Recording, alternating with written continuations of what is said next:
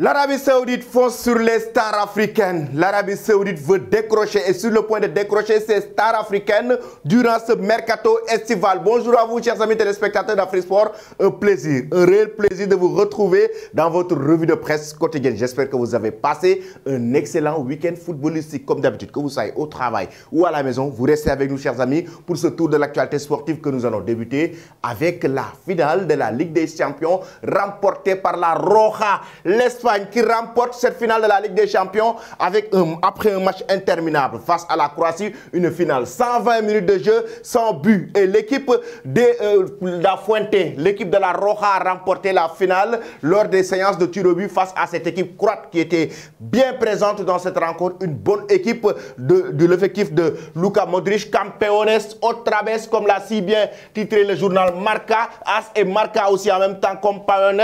Les joueurs espagnols sont bien félicités par la presse madrilène, comme vous l'avez si bien vu, et le capitaine Jordi Alba qui soulève la coupe. Et certainement, ce sera son dernier match avec la Roja du moment où il sera vers la sortie, la retraite internationale. Et là, comme vous l'avez vu, et oui, chers amis, c'était un match extraordinaire, un match très riche dans le contenu. Le jeu était bien présent. Du côté de la Croatie, on avait vu aussi une équipe croate qui a su bien tenir en tête cette équipe espagnole, mais c'était carrément difficile de remporter la victoire dans le match. Et oui, parce que le match était certainement très tactique, mais aussi on a vu un match des deux côtés. Les deux équipes avaient eu pas mal d'occasions. De l'autre côté aussi, la presse catalane qui félicite la Roja avec le même nom, le même mot qui revient en titre, campeones, les champions, comme l'a si bien évoqué. C'est la belle victoire. L'Espagne qui revoit un trophée. L'Espagne qu'on n'avait pas vu depuis 2012, l'Euro 2012.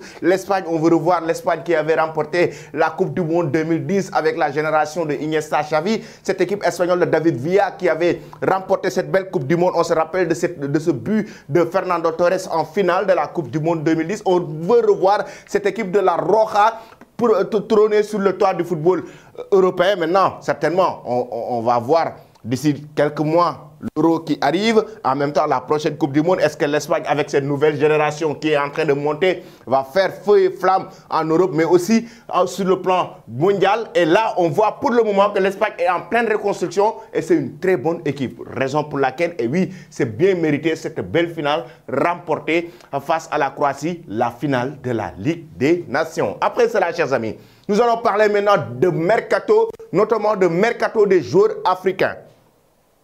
Hier, j'étais avec, personnellement, moi, j'étais avec l'agent de Romain Saïs. Je le connais personnellement, Vadim Vassiliev, qui a été le président de l'AS Monaco, qui a dirigé l'AS Monaco pendant 10 ans. Vadim Vassiliev, qui a pratiquement géré la carrière de plusieurs joueurs, plusieurs grands joueurs, Bernardo Silva, Kylian Mbappé, pas mal de joueurs. Et c'est l'agent de Romain Saïs. Romain Saïs, le capitaine de l'équipe nationale marocaine qui évolue actuellement du côté de Besiktas, qui a fait une saison du côté de Besiktas, qui a joué 25 rencontres cette saison. En provenance de Wolverhampton l'année dernière, Romain Saïs actuellement est convoité par les clubs européens, notamment par les clubs français. Et l'agent de Romain Saïs, Vadim Vassiliev, m'a fait une confidence. Hier, on était ensemble, il m'a fait une confidence et une information exclusive sur Afrique Sport, comme quoi que l'un des clubs de Ligue 1, un très grand club de Ligue 1, parce qu'à un moment donné, il y avait des rumeurs qui annonçaient Romain Saïs du côté de l'Olympique de Marseille. Il n'a pas voulu, lors de notre discussion, il n'a pas voulu trop entrer dans les détails, mais il m'a fait quand même la confidence que l'un des grands clubs de Ligue 1, il va après me dire le nom du club, mais pour le moment, ce qu'il m'a dit, c'est que l'un des plus grands clubs de Ligue 1 a fait une proposition. Romain Saïs et son entourage leur a fait une proposition pour venir retourner du côté du championnat français. Il faut rappeler que dans le passé, Romain Saïs a joué du côté de Clermont. Et oui, l'un des grands clubs de Ligue 1 les a fait une offre pour décrocher Romain Saïs. Ils n'ont pas encore répondu, mais lorsqu'ils vont répondre, ils vont me souffler le nom de ce grand club de Ligue 1 français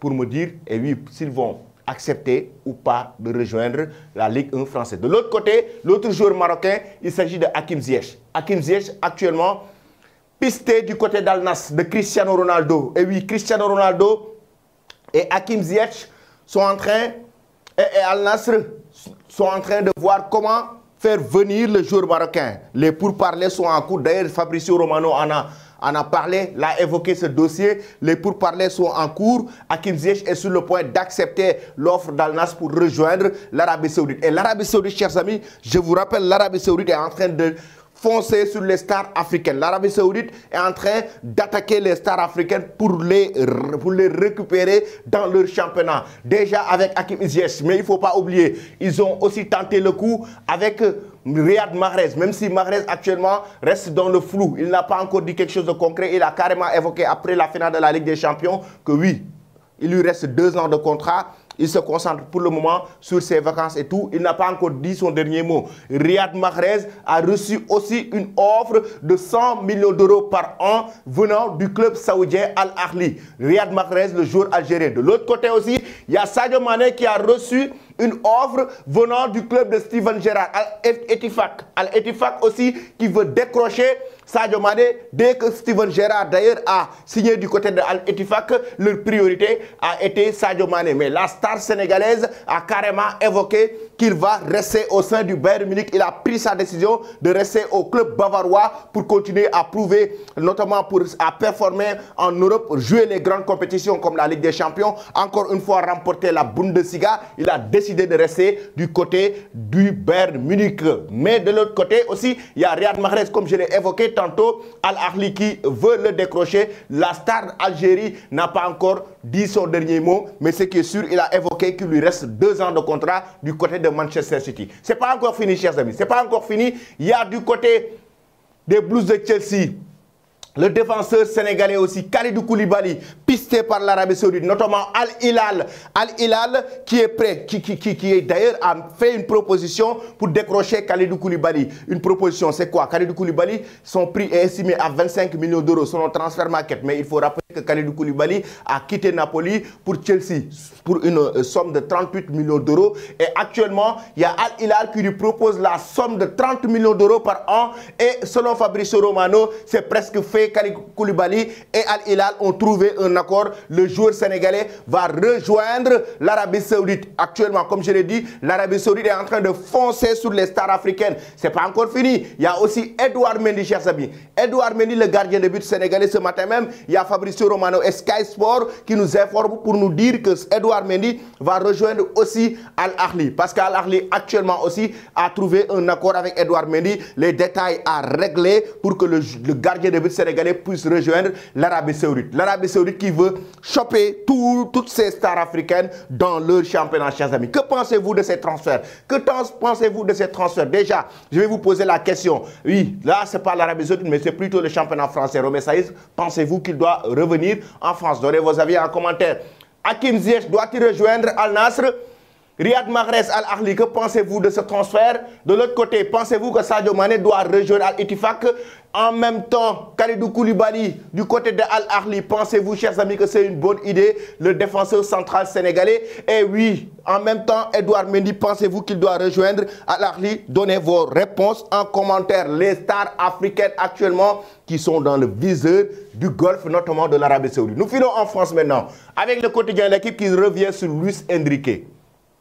Paris s'attaque à Luis, oui, après le fiasco Julian Nagelsmann. Parce que la presse française, notamment, c'est le journal de l'équipe même qui nous a informé que Julian Nagelsmann ne va plus signer du côté du club de la capitale française, le PSG. Et là, il nous informe que Luis Enrique est dans le viseur du PSG. C'était il y a de cela quelques jours, mais en même temps, Paris s'attaque à Luis Enrique. Qu'est-ce que le PSG nous prépare? Quelques jours après l'échec des discussions avec Julian Nagelsmann, le PSG a sans doute trouvé son nouvel entraîneur, Luis Enrique, ancien sélectionneur de l'Espagne, avec qui les négociations avancent bien. Selon le quotidien L'équipe, Paris attend Luis Enrique, l'ancien sélectionneur de l'Espagne, va s'engager à Paris avec des prochains jours. Selon son profil de manager et son style de jeu qu'il entend développer, paraissent coller à l'idée d'un PSG plus flamboyant.